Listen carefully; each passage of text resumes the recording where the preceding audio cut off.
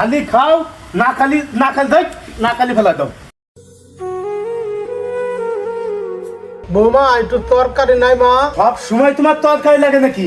মরিচ পেঁয়াজতে বিটারা ভাত খায় না।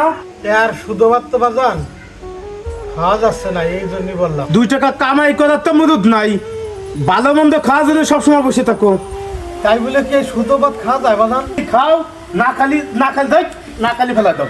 তুই ভাত ফেলালি কে আব্বার? ভাত পেতে তোর কাছে কইবে দিতে হবে নাকি? তাই বলে কি তুই বাবার সাথে ভাত কাড়ি বানাই দিবি?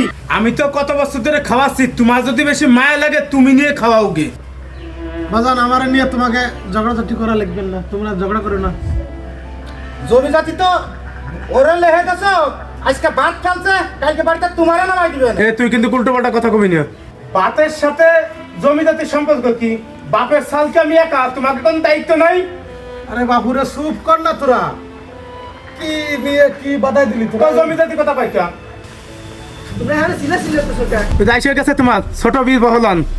কাজ কাম তো দিনবার করবে না, খাবে আর শুধু আড্ডা মেরে বেড়াবে। তুমি বড় বড় কথা কাকা, তুমি কি আমার একটা খরচ দাও কোনো সময়?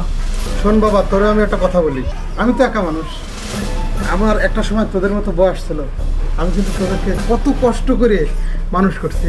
তোর মা মারা গেছে আরো 4-5 বছর আগে, আমি কিন্তু একটা অসহায় মানুষের মতো হয়ে গেছি। তোরা যে সময় ছোটবেলা আমার কাছে ওই বায়না ধরতি না, বলতি যে এই শুধু ভাত খাওয়া যায় না, মাছ এনে দাও, গোশ এনে দাও, আমি আপ্রাণ চেষ্টা করতাম তোদেরকে কি দিয়ে বাদ দিলে তোরা খাইতে পারবি। তোদের মনের মধ্যে হলো এখন হিংসার আগুন জ্বলতেছে, এই হিংসার আগুন থেকে সরে আসতে হবে।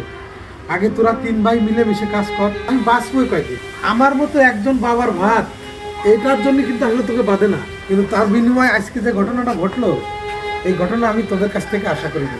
আব্বা, আমার ভুল হয়ে গেছে।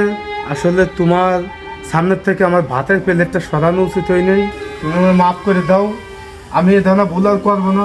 আরে পাগল, ছেলে মেয়ের প্রতি কি বাপ মার রাগ থাকে রে? তোরা মিলেমিশে থাকলি আমি কবরে যাওয়া শান্তি পাবো। ঠিক আছে, ঝগড়া ঝাঁটি করিস না, যা যা যা কাজে যা।